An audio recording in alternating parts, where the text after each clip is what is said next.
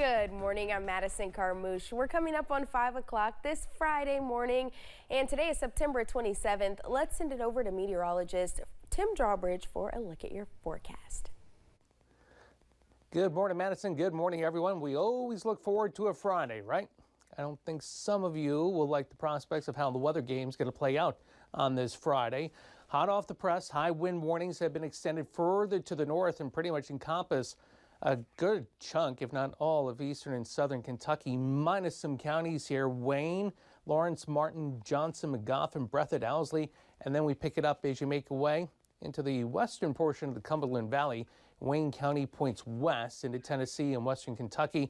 The flood watches remain in effect for all of eastern and southern Kentucky heading through today. It is 64 right now outside our door.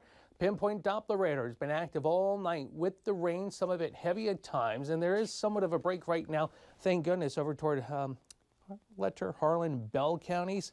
We're seeing over 2 inches of rain in some locations in the last 24 hours. Everything continuing to track to the north and west, and we will see the activity ease up as showers with maybe a little sunshine later today, a high of 75. More about the ARH First Alert 7-day forecast in a few moments. Madison? All right, Tim, thank you. As the hurricane moves north, folks in eastern Kentucky should expect the rain and wind to pick up. The past week, parts of eastern Kentucky have already seen more than 4 inches of rain, and Helene will bring more, increasing the risk of flooding. Former WYMT meteorologist Cameron Aaron, who was here during the 2022 flood, is now with our sister station, WCTV, in Tallahassee, Florida, an area that could see significant damage. We talked to Cameron earlier about what folks need to remember here. Keep an eye on those rivers and those creeks and those streams because they can rise quickly, as we know in eastern Kentucky. Now, again, the impacts won't be nearly as great that far north, but once you factor in tropical moisture and all the trees and the gusty winds in eastern Kentucky, the terrain that doesn't mix terribly well. So, of course, we'll keep an eye on that closely. I actually spoke to Cameron Aaron this morning. He is safe, sound, and getting some much-deserved rest. You can watch Cameron and WCTV's live coverage in Tallahassee on our website. Crews from Kentucky are already heading south, preparing to help in the aftermath of Helene. Lucy Bryson talked to the Director of Emergency Disaster Services about their plan. When people packed a bag, it was not the small bag, it was the big bag this time. So Matt Daly with Emergency Disaster Services is just one of those who packed the big bag to head to Tallahassee, Florida, along with his Kentucky crew to help out as Helene rolls in.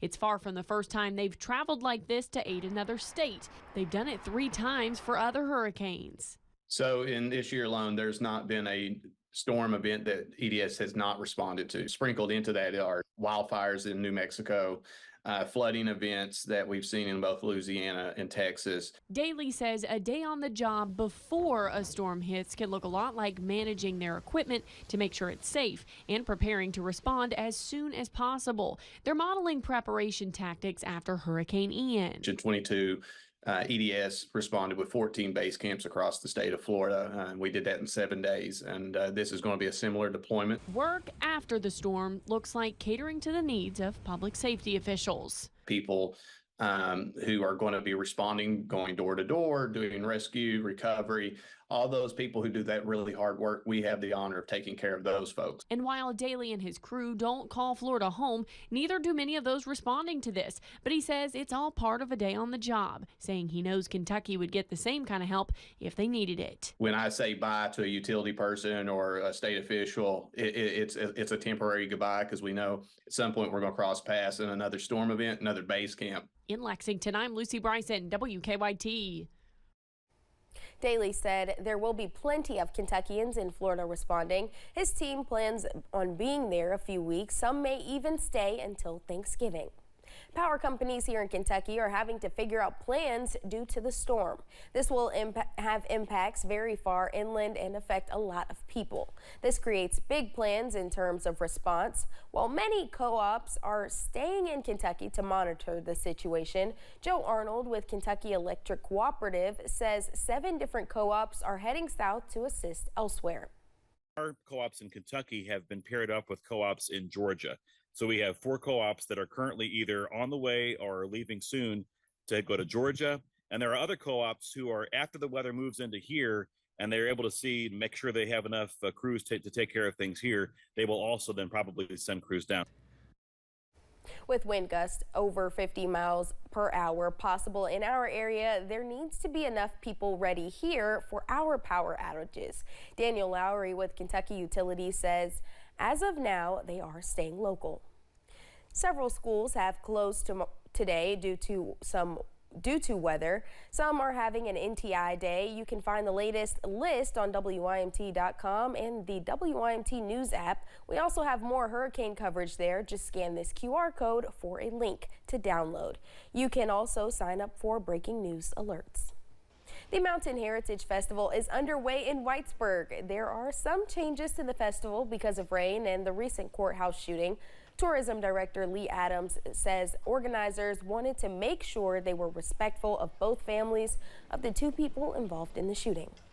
We did have a meeting and talked about it and how can we respect both families. That you know, what can we do to just respect and, you know, be a part of community and still do community. This festival runs through Saturday. Adams says it is a big fundraiser for schools and nonprofits. And today we will be live at the World Chicken Festival as WYMT brings you coverage of the event. We will have the Appalachian Wireless WYMT selfie stop there, and we encourage you to stop by, take a photo, and send them to us. To submit photos, you can scan the QR code on the Appalachian Wireless WYMT selfie stop photo frame or submit them at WYMT.com. The festival runs through Saturday. We do know of one festival being postponed. Hippie Fest, which was scheduled for Saturday in downtown Pikeville, will be moved to a later date. The new day is not yet scheduled. Thanks for getting your day started with us here on Mountain News this morning. Still to come, saving the spotted owl might take a controversial step to protect the endangered species. And the Pinpoint Doppler radar, very active on your Friday morning with some good bursts of rain from Jackson and hazard points north and west. Things have lightened up, but don't let your guard down. There's more mush coming. All the details with the ARH First Alert 7-day forecast after the break.